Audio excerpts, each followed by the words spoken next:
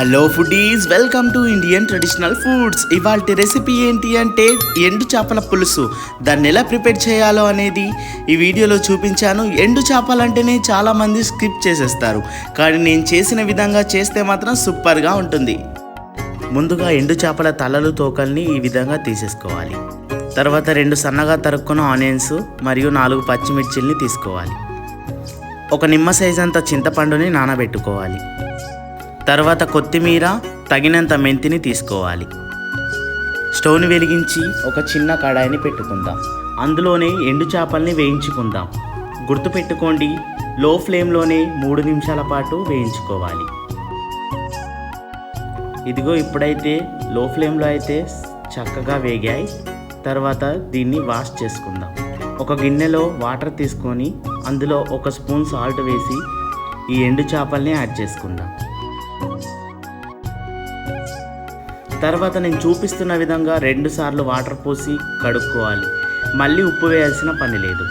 చక్కగా కడుక్కున్న తర్వాత గిన్నెలో తీసి పక్కన పెట్టుకుందాం. తర్వాత ఒక కడాయిని పెట్టుకొని అందులో 4 స్పూన్ల ఆయిల్ వరకు యాడ్ చేసుకోవాలి.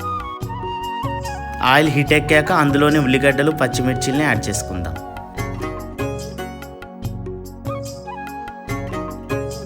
తర్వాత ఇందులోనే కొంచెం మెంతిని యాడ్ చేసుకుందాం. 1 స్పూన్ వరకు పసుపుని యాడ్ చేసుకుందాం.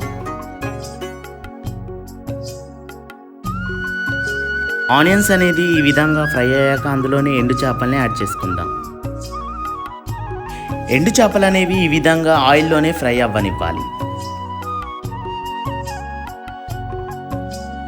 తర్వాత చక్కగా ఫ్రై అయ్యాక అందులోనే 1 స్పూన్ వరకు అల్లం వెల్లుల్లి పేస్ట్ని యాడ్ చేసుకోవాలి.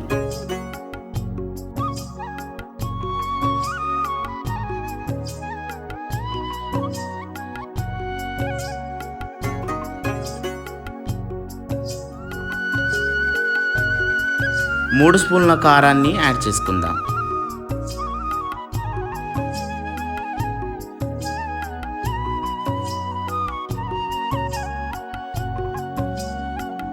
తర్వాత 1/2 స్పూన్ వరకు మెంతుల పొడిని యాడ్ చేసుకుందాం. చివరిగా చింత పులుసునైతే యాడ్ చేసుకుందాం.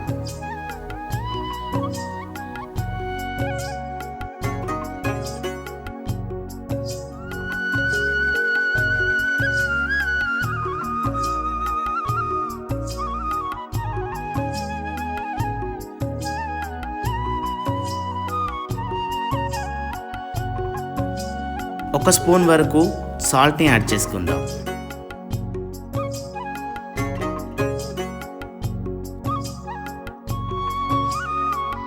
తర్వాత ఒక 3 నిమిషాల పాటు మూతను పెట్టుకుందాం.